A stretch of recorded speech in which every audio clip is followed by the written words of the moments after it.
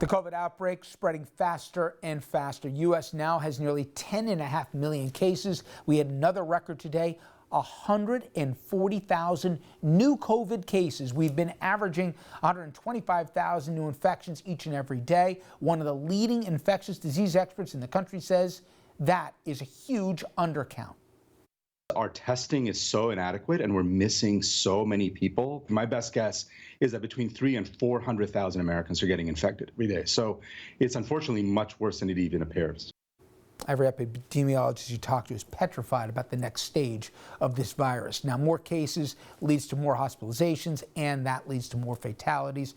The virus, it has killed 241,000 Americans, 1,500 people losing their lives in just the past 24 hours in this country. Some of the largest cities and states in our viewing area getting hit particularly hard. Texas now has more than 1 million cases. LA County alone, 300,000, more than many states on its own. El Paso, Texas now has 10 mobile morgues as funeral homes and hospitals. They're getting overrun with both patients and people who don't even make it. Hospitals in many areas, they're filling up, running out of ICU beds nationwide. 62,000 COVID patients are hospitalized. That, again, a new record. Things are expected to get a whole lot worse. I want to bring in my guest. He's a member of Congress and also an ER doctor. Earlier today, Andrew spoke with Congressman Raul Ruiz. He's a Democrat from California. Congressman, I want to begin with COVID, so I need to ask you to put your ER doctor hat on first. All of the focus lately has been on vaccines as cases have spiked. We haven't heard as much about the strains and the needs of the medical system right now, so I want to ask you, what does our medical system need right now? Will we get it in time? And can we afford to wait for January 21st to get it? Well, our medical system has been strained, and what disaster specialists usually focus on are how many hospital beds are available, ICU beds, and ventilators. But what people don't really ask is how are the frontline workers doing? Because that you can't just simply train a new ICU doctor or a respiratory technician.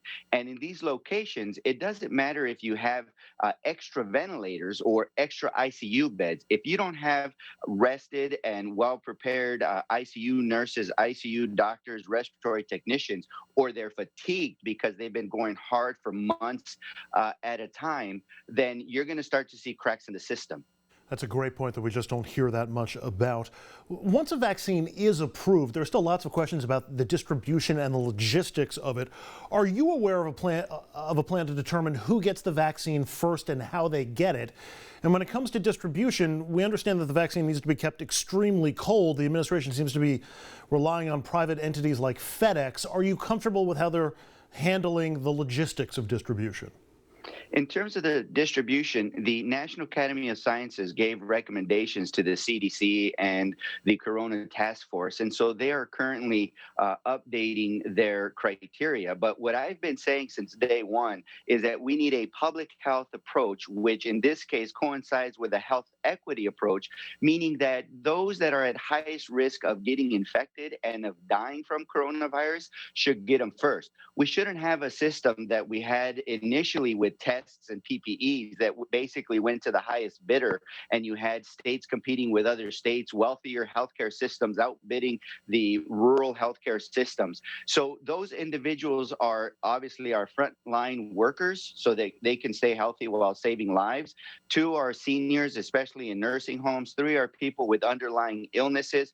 And then 4 are high-risk essential workers who are constant contact with other people, especially those in the underserved communities like Latino, African American, Native American, and others who have been devastated from the virus.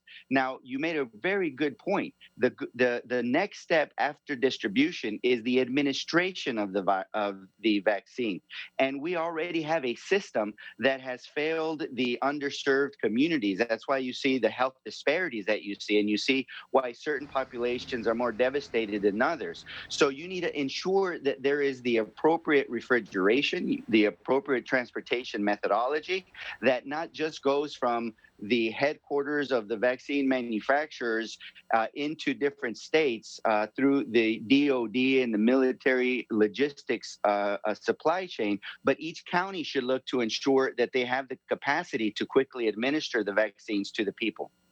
A lot of concerns about the actions the Trump administration might take or not take over its final 70 or so days. There have been rumors that it might fire Drs. Fauci or Birx or both, or somehow harm the vaccination process either through his words or his actions. Obviously, Joe Biden can try and correct those moves come January 20th, but speak to the potential harm in having to possibly delay these processes just because of Donald Trump.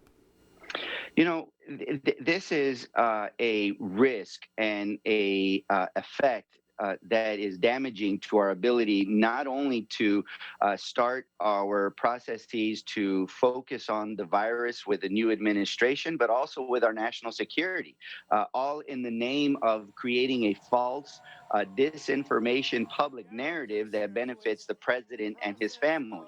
The Biden administration's Corona Task Force needs to hit the ground running on day one. They need to have their national coordination plan ready to go. They need to have their distribution, their mass production plan, and they're going to look at these administrative logistical challenges. Trump delaying that is only hurting our ability to keep people alive and to quickly and safely get through this pandemic. To that end, the wait for a stimulus or relief bill continues, and that wait has been going a long time. We're hearing the GOP might have incentives to try to make a deal ahead of the Georgia runoffs. I'm wondering if you're hearing that as well, and hearing of any actual concessions that Republicans are willing to make to possibly sweeten a deal and make it easier to pass. And again, what are the risks if we have to wait until January 20th before we can get a deal on a stimulus?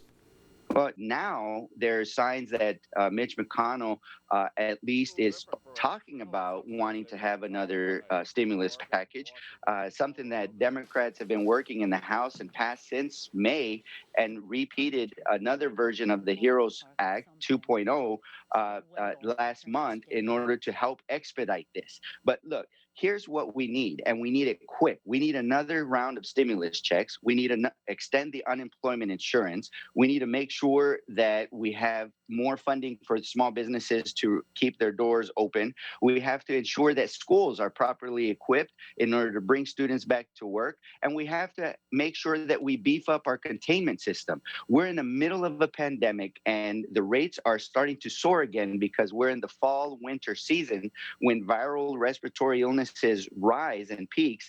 And, you know, during all of this, in addition, I just need to remind people that President Trump and the Supreme Court is actively arguing to repeal the entirety of the Affordable Care Act, which would be devastating at the wrong time for the American people. So we really need to get a handle of this right away, or else students will not be going to schools, more small businesses will be shutting their doors, and we won't have the appropriate containment phase apparatus in order to keep people alive and safe and reduce the transmission of this virus. It's only going to hurt our economy more.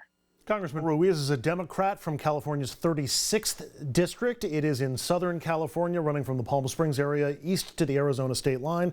He's also an ER doctor. Congressman Ruiz, thanks for a few minutes. Thank you. We'll be right back to wrap things up.